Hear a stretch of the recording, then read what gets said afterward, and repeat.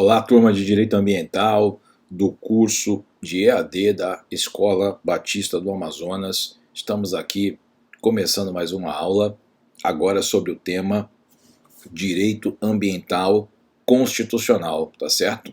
Vamos iniciar agora essa disciplina, lembrando que o modelo da nossa aula se inicia pela Constituição e posteriormente nós vamos para as leis infraconstitucionais e ocasionalmente nós vamos lidar com o regramento infralegal, resoluções do CONAMA, Conselho Nacional do Meio Ambiente, etc.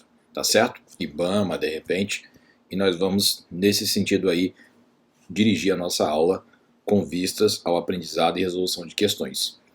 Um outro aspecto que eu acho importante nós colocarmos também, eu acho que quem já conseguiu conferir as questões que foram anexadas ao sistema, verificou que as questões têm um cunho um pouco compartimentado. O que eu quero dizer com isso?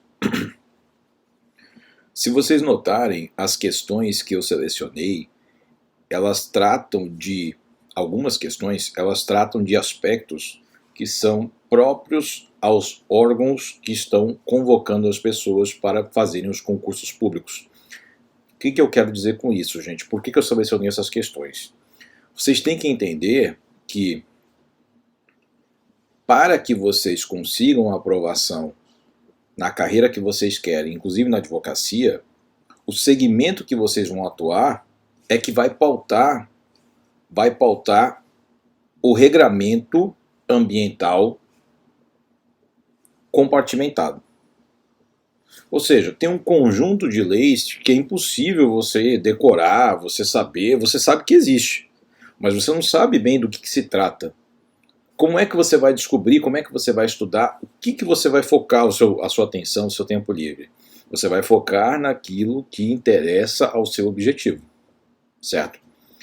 O que nós vamos dar aula aqui é do todo. Se você for fazer concurso para o Superior Tribunal de Justiça, pintar alguma vaga e você for se candidatar a esse tipo de concurso, que ganha muito bem, você vai estar lá no ápice da pirâmide, né, também, do direito brasileiro. Bom, lá você vai ter um conjunto de regramentos internos ao órgão que são matéria ambiental também. Por exemplo, como é que você vai fazer o planejamento estratégico no que diz respeito ao tratamento dos resíduos do lixo gerado pelo tribunal. Isso tudo vai ter um regramento. De repente isso cai na sua prova na parte do meio ambiente. Não é? Pode ser que caia no regimento interno. Então esses aspectos vocês têm que ter consciência de que nós não vamos abordar aqui no curso. Eu coloquei algumas questões nesse sentido para que vocês entendam que vocês serão cobrados assim também. Tá certo? Mas não adianta ficar ensinando esses regramentos específicos, porque em muitos órgãos, em muitos concursos que vocês vão fazer, ou na advocacia, vocês vão utilizar. Então a gente tem que lidar aqui com aquilo que cai o tempo todo.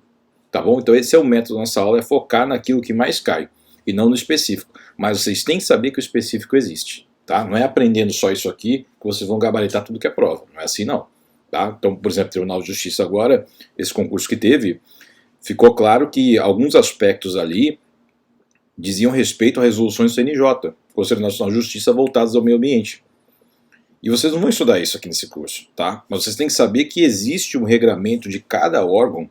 No Legislativo Estadual do Amazonas existe, no Judiciário Estadual do Amazonas existe, às vezes eles obedecem a resoluções do Conselho Nacional de Justiça, diretivas do Conselho Nacional de Justiça, se for o Ministério Público, diretivas do Conselho Nacional do Ministério Público, e por aí vai, gente. Né? São esses grandes órgãos que regem a administração pública, inclusive cada um dos poderes, que vão aí trazer direcionamentos para que esses órgãos, nos diversas unidades da federação, se portem nesse ou naquele sentido em matéria ambiental.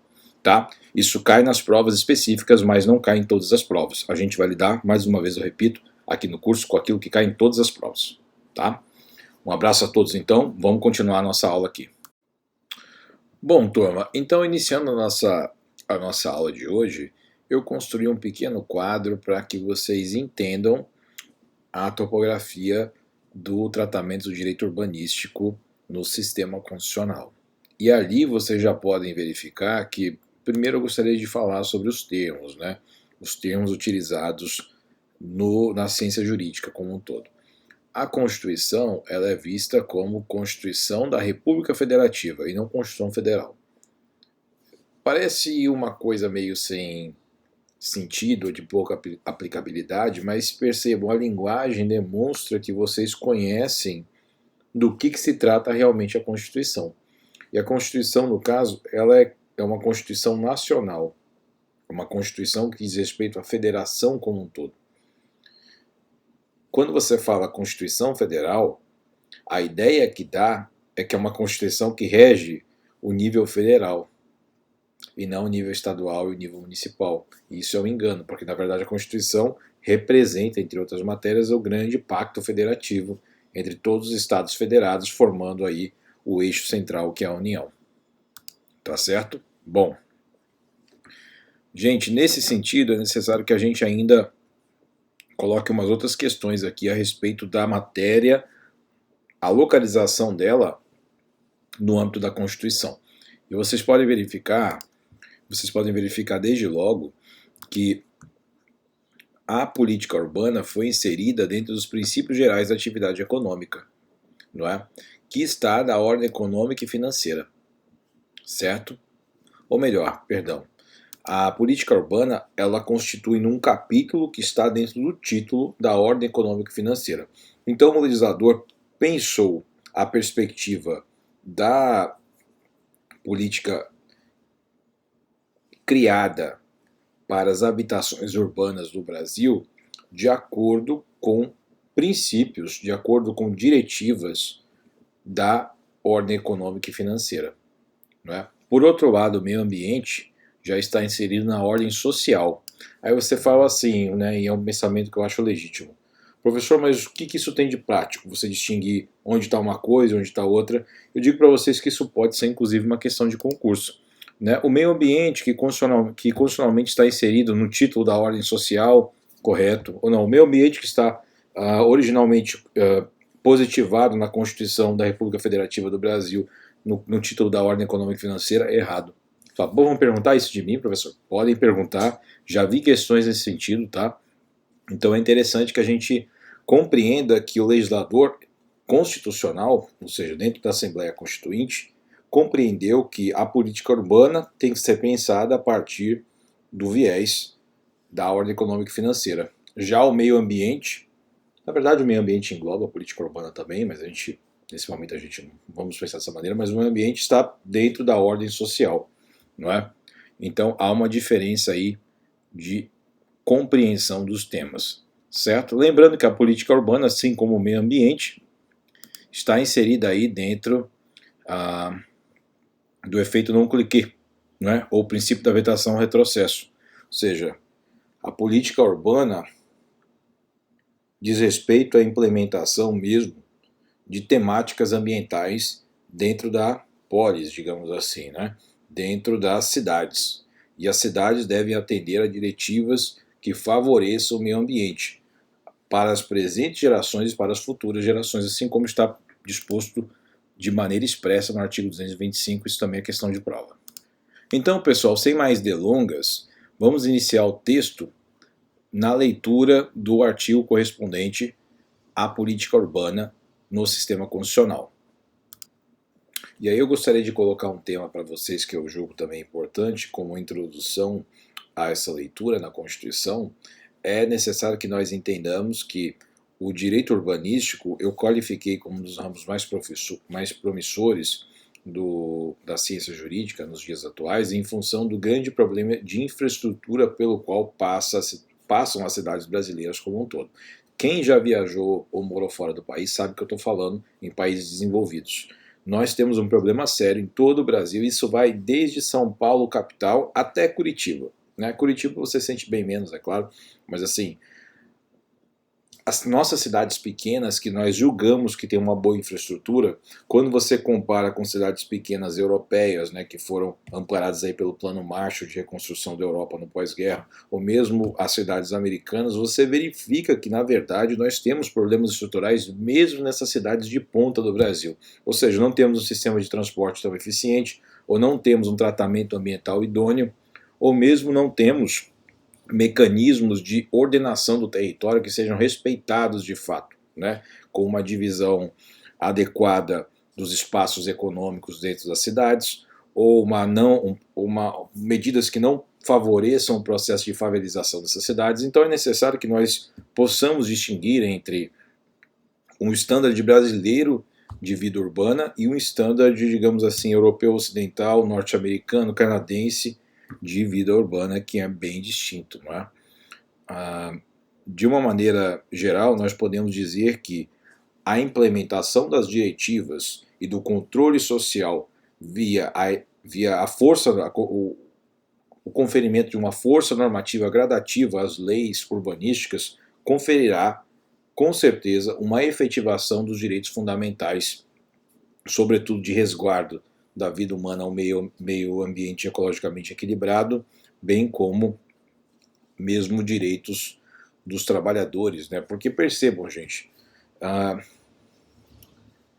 o trabalhador tem direito, segundo o artigo 6º e 7º, o trabalhador tem direito a uma vida digna, não é? A um salário justo. O salário justo é aquele que possa cobrir todas as despesas que a vida em sociedade, minimamente, né, com patamar digno, todas as despesas que a vida em sociedade torna necessário a esse trabalhador e a sua família. E aí eu faço a primeira pergunta a vocês. Meus amigos, você que vai trabalhar de ônibus em Manaus, você sabe o caos que você enfrenta no ônibus de manhã em Manaus. Eu já tive aí vários testemunhos a respeito disso, não é? Então, você é vítima de um certo... você é vítima de uma questão de segurança, você é vítima muitas vezes da falta de educação e de preparo emocional do motorista. Tem uma vida difícil, é verdade também, porque todos nós somos agentes e vítimas desse caos social no qual nós vivemos, né? Então, você é fruto do atraso dos ônibus, você é fruto do intenso tráfego existente nas vias principais de Manaus, você é vítima do calor, não é? O calor é intenso e os ônibus não são refrigerados, sem contar essa questão do coronavírus, que é algo recente, mas os ônibus não são mais refrigerados, já foram uma época, não mantiveram a qualidade dos ônibus. E você é vítima também de aumentos no preço das passagens, que não correspondem ao aumento salarial de vocês. Então você é vítima de várias circunstâncias, inclusive da poluição ambiental dos carros nas vias. Veja, eu quando dirijo meu carro, se eu não colocar naquele botãozinho que o ar de fora não entra, nossa, eu só respiro fumaça, é horrível. Eu não consigo, eu abro a janela, só respiro fumaça. Então percebam que até o ruído do ônibus. Quem já passou numa parada de ônibus, eu lembro que eu peguei ônibus na época que eu me formei, pegava ônibus, era constante, né? Durante a minha graduação, um pouco antes da graduação, e eu me lembro que o barulho do motor do ônibus por si só já é um dano ambiental. Não tem sentido. Na Alemanha você vai, o ônibus não faz esse barulho. É um ônibus silencioso, você nem vê chegando, você nem ouve. Na China você também não ouve os carros elétricos, os ônibus, você não ouve. Agora aqui no Brasil, a qualidade dos ônibus que rodam fazem com que você seja vilipendiado na sua dignidade humana de várias maneiras, não é? E aí perceba qual a alternativa. Soluções privadas. Soluções privadas? Sim, você tem que comprar o seu carro, a sua moto, correr esse risco de ser motoqueiro aqui, que não é fácil, num trânsito caótico, né? Ou senão você tem que fazer o quê? Pegar um Uber. Quanto é que custa um Uber para determinadas áreas da cidade? R$50, R$45, R$90. Quem que ganha R$90 por dia? O trabalhador ganha R$90 por dia? Nunca. Nunca. Então você vai, às vezes, pagar mais para se locomover na cidade, se você quiser dignidade, do que no seu próprio salário. Então percebam que há algo de muito errado na cidade. que locomover-se pela cidade é algo mais trabalhoso e mais custoso do que vender o seu próprio tempo no dia a dia do trabalho. E isso não faz sentido. Não faz sentido. Nós deixamos a cidade correr para esse caminho. Nós temos que retomar isso. Hoje, o tráfego em Manaus de veículos, de pessoas, é um monumento à burrice humana. Porque, poxa, gente, nós somos agentes dessa transformação. Por que que a coisa não se altera? É a pergunta que nós temos que fazer. Nós temos que cobrar dos políticos que representam a gente, que nesse caso vai ser prefeito e vereadores, não é? Claro que o governo pode dar uma mãozinha, mas é o seguinte, por que que essas concessões de serviço público de transporte intramunicipal não funcionam? Precisam de mais dinheiro? Então vamos destinar mais dinheiro. Agora, isso tem que funcionar. E esse negócio de todo mundo sair comprando carro e não ter onde parar, inclusive nós sofremos com isso em todos os locais que nós vamos tentar parar nossos veículos, isso não é uma maneira ideal de você lidar com o problema, não é? Todo mundo tenta se evadir dessa questão, mas nós precisamos retomar isso e percebam, isso passa por medidas que implementem, que confiram força normativa efetiva aos ditames de política urbana que estão estabelecidos na sua questão infra, ou seja, na base da pirâmide, ou seja, na base como fundamento de validade na Constituição Federal. Certo? Bom, pessoal, depois desse discurso, acho interessante nós começarmos então a leitura. Vamos lá então no capítulo 2, lembrando que o título é Da Ordem Econômico-Financeira. 182, vamos lá, confere comigo aí. A política de desenvolvimento urbano, executada pelo poder público municipal, conforme diretrizes gerais fixadas em lei, lembra que quando a Constituição fala lei, é lei ordinária, tá? Quando ela fala lei, ela vai complementar, ela vai dizer lei complementar. Quando não fala nada, é lei ordinária. Tem por objetivo ordenar o pleno desenvolvimento das funções sociais da cidade e garantir o bem-estar de seus habitantes. Olha, igualzinho aqui em Manaus, hein? Igualzinho o que a gente tem aqui. Pleno desenvolvimento das funções sociais da cidade. Cadê os parques? Não tem. Cadê os locais de passeio público para além dos parques? Você tem que pegar um ônibus ou um teu veículo, dirigir 40 minutos e parar lá na Ponta Negra para ter um passeio urbano. Ou lá no centro, em algumas áreas, e tentar não ser assaltado. Não está garantindo as funções sociais da cidade. Garantir o bem-estar de seus habitantes. Há grandes controvérsias sobre a existência disso, não é? Bom, parágrafo 1º. O plano diretor, aprovado pela Câmara Municipal, que é a Câmara dos Vereadores, obrigatório para cidades com mais de 20 mil habitantes, é o instrumento básico da política de desenvolvimento e de expansão urbana. Então o que a gente tem gravado aqui, pessoal? Quem aprova o plano diretor? Câmara dos Vereadores ou Câmara Municipal. Plano diretor é aplicável a todas as cidades do Brasil? Não, cidades com mais de 20 mil habitantes. Menos de 20 mil pode fazer? Pode, mas não precisa. Tá? Mais de 20 mil, então, tem que ter plano diretor. Quem aprova é a Câmara Municipal. É o instrumento básico da política de desenvolvimento e de expansão urbana. Então, todas as políticas que dizem respeito ao crescimento e à estruturação da cidade vão atender ao plano diretor. O plano diretor, portanto, é a lei fundamental de estruturação da cidade. Parágrafo 2º. A propriedade urbana cumpre sua função social quando atende às exigências fundamentais de ordenação da cidade, expressas no plano diretor. Bom, então aqui nós temos aqui o princípio da função social da propriedade urbana. Vamos anotar aqui, princípio da função social da propriedade urbana. E quando é que uma propriedade urbana cumpre sua função social? Quando ela está de acordo com as ordenações do plano diretor, correto? Para então a propriedade urbana cumprir sua função social, é indispensável que ela atenda às diretivas do plano diretor. Então o plano diretor vai orientar questões, condições de utilização desse direito de propriedade, né? Lembrando, gente, que é propriedade urbana, não é a propriedade agrária. Propriedade agrária, propriedade rural, diz respeito ao direito agrário que vocês estão tendo aula também em EAD. Se não nesse período, algum outro período aí que vocês vão ter, ou já tiveram, tá? Então, lembrem-se disso.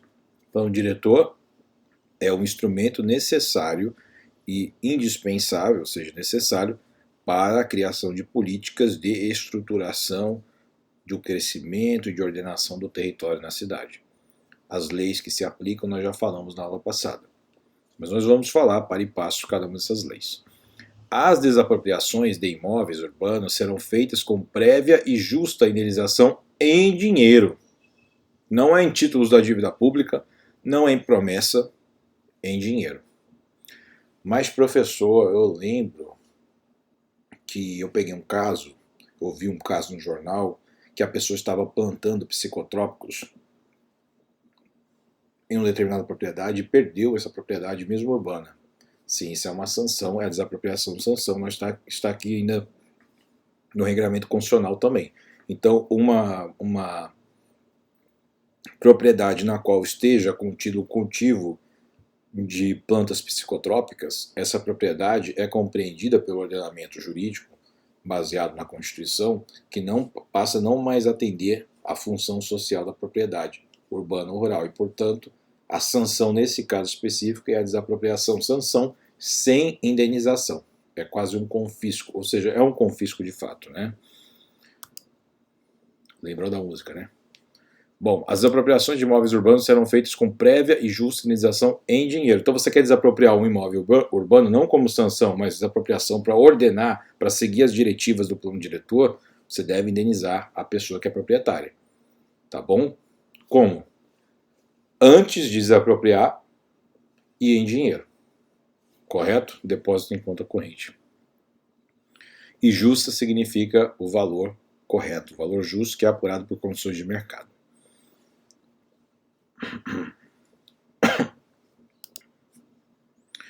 Parágrafo 4º, gente. É facultado ao Poder Público Municipal, mediante lei específica para a área incluída no plano diretor, exigir, nos termos da lei federal, do proprietário do solo urbano não edificado, subutilizado ou não utilizado, que promova seu adequado aproveitamento, sob pena de sucessivamente. E aí é interessante nós colocarmos o seguinte. Primeiro, pessoal, é necessário uma lei específica para que você possa exigir do proprietário do solo urbano, do terreno, para que você possa exigir dele uma determinada postura, que vai ser essa postura, né, de atendimento daquele terreno, daquela propriedade às diretivas do plano diretor, é necessário ainda uma lei específica. Então você vai ter que ter o plano diretor, que dá os diretrizes de estrutura, né, de como é que você vai tocar a sua propriedade. Por exemplo, calçamento vai ter que ser de determinada metragem, etc. Você não pode construir acima daquele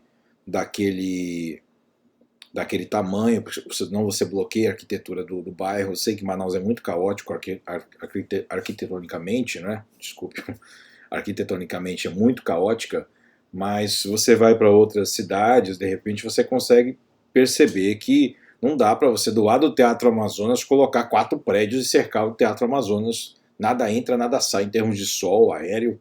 Né? Inclusive tem aquele prédio lá do lado, que eu acho que é o Taj Mahal, que eu acho que não devia nem estar lá. Eu já achei um absurdo deixar aquele prédio lá ser construído à época, o que demonstra um amadorismo das elites da época que dominavam a cidade, né? As elites amazonenses da época.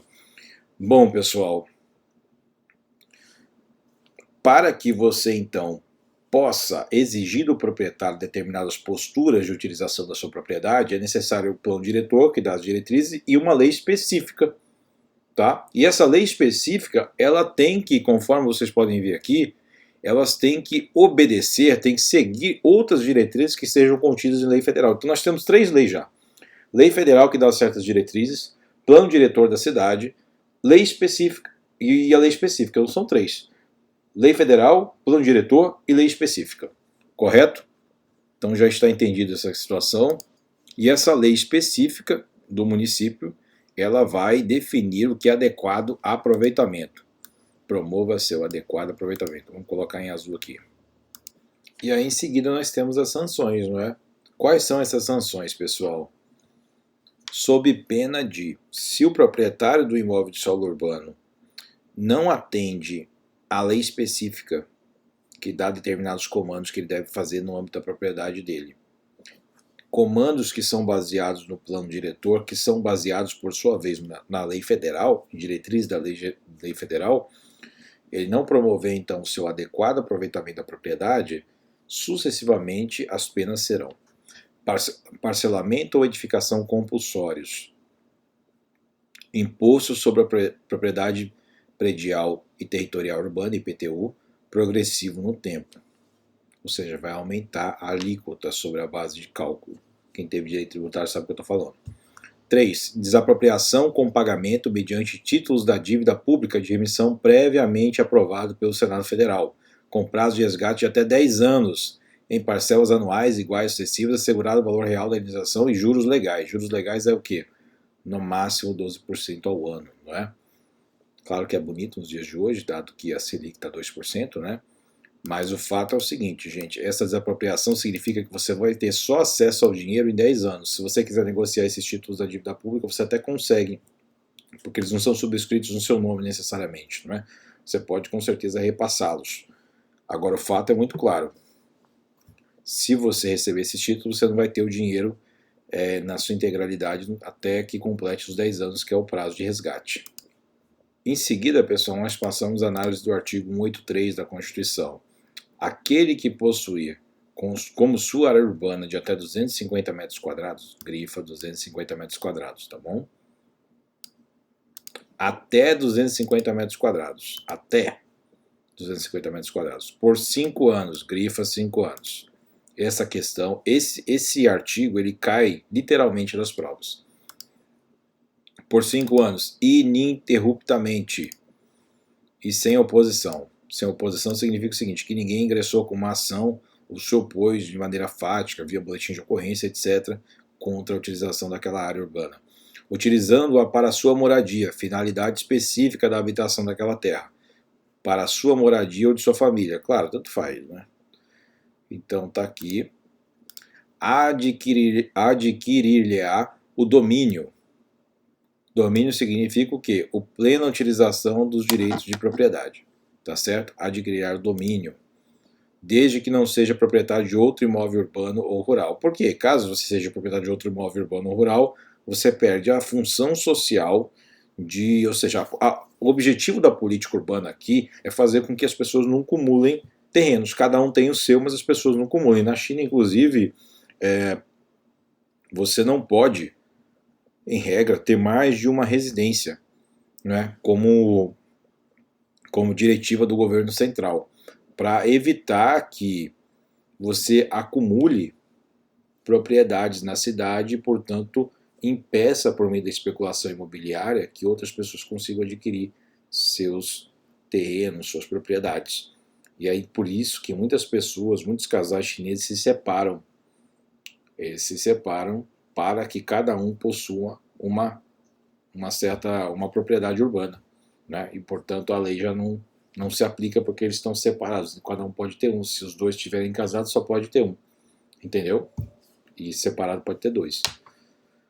Aqui no Brasil não existe a limitação, né? Não é à toa que Manaus está sofrendo essa especulação imobiliária enorme. Se bem que na China tem isso também, Xangai é uma das cidades com maior especulação imobiliária do mundo. Então, talvez essa política não funcione da maneira que foi idealizada.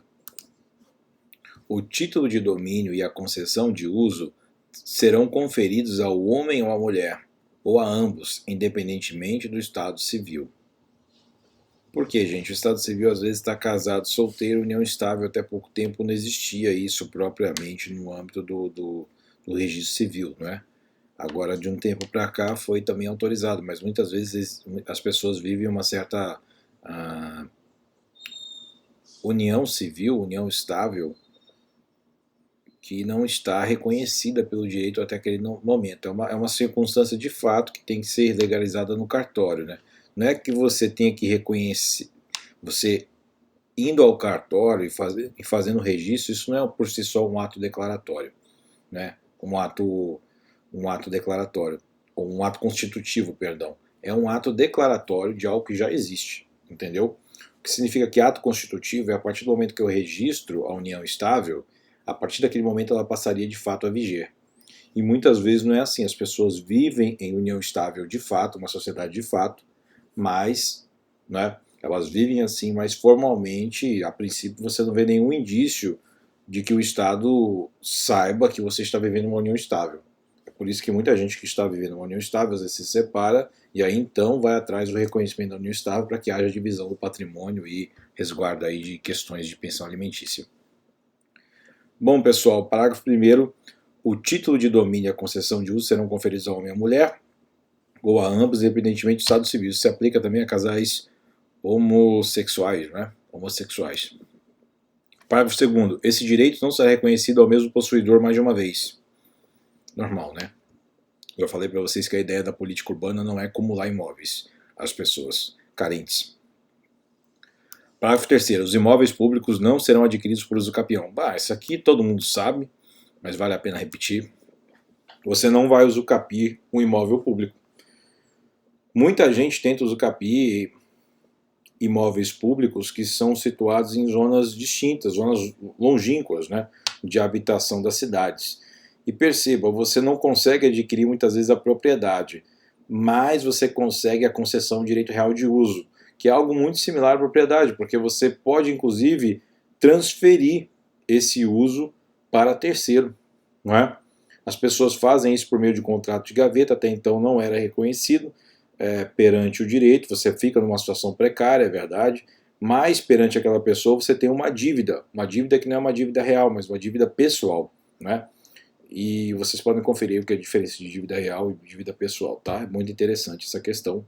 E interessante também que nós saibamos que se você ficar num imóvel, por exemplo, do Exército, aquele ali perto da Jacira Reis, você pode ficar lá 20 anos, enquanto essa ordem constitucional vigia, você não vai ser proprietário daquele imóvel e você vai poder ser retirado a qualquer momento, né, por meio do desforço imediato da União, muitas vezes por meio de uma ação possessória de reintegração de posse.